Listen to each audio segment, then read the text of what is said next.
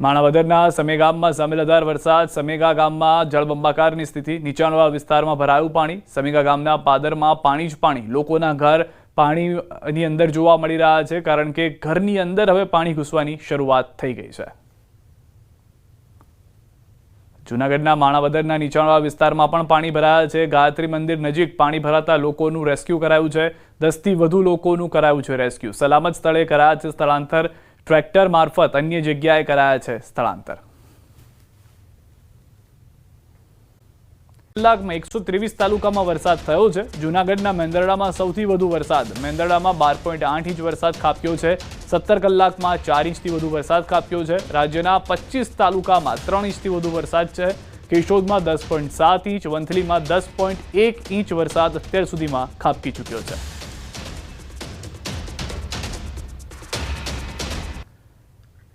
તો જૂનાગઢના માણાવદર અને મેંદરડામાં ધોધમાર વરસાદે તબાહી મચાવી છે. માણાવદરના સમેગામાં સાંબેલાધાર વરસાદ છે. સામેગામમાં વરસાદને કારણે જળબંબાકારની પરિસ્થિતિ જોવા મળી રહી છે. નીચાણવાળા વિસ્તારમાં ભરાઈ ગયું છે પાણી. સમેગા ગામના પાદરમાં પાણી જ પાણી છે. લોકોના ઘરમાં પાણી ઘૂસવાની શરૂઆત થઈ ગઈ છે.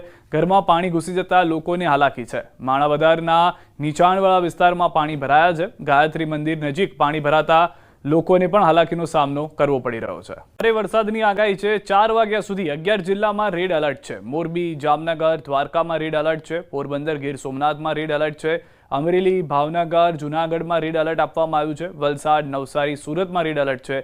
6 જિલ્લામાં ઓરેન્જ એલર્ટ છે. રાજકોટ, સુરેન્દ્રનગર, બોટાદમાં ઓરેન્જ એલર્ટ છે. ડાંગ, તાપી, ભરૂચમાં ઓરેન્જ એલર્ટ આપવામાં આવ્યું છે.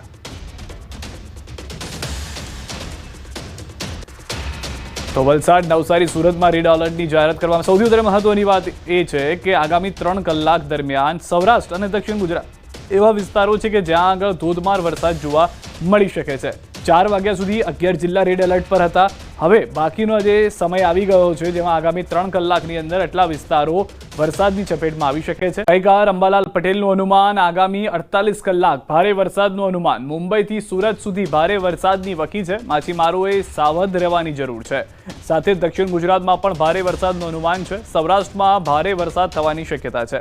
ભારે વરસાદ તબાહી નોંધી શકે છે. 30 ઓગસ્ટ સુધી ગુજરાતમાં વરસાદની વકી.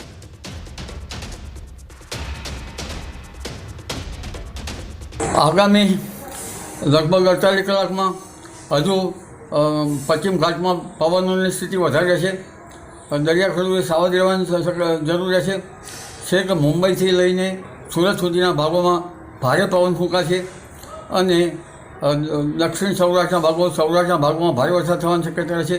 હજુ પણ સૌરાષ્ટ્રના કેટલાક ભાગમાં ભારેથી અતિ ભારે વરસાદ થવાની શક્યતા રહેશે.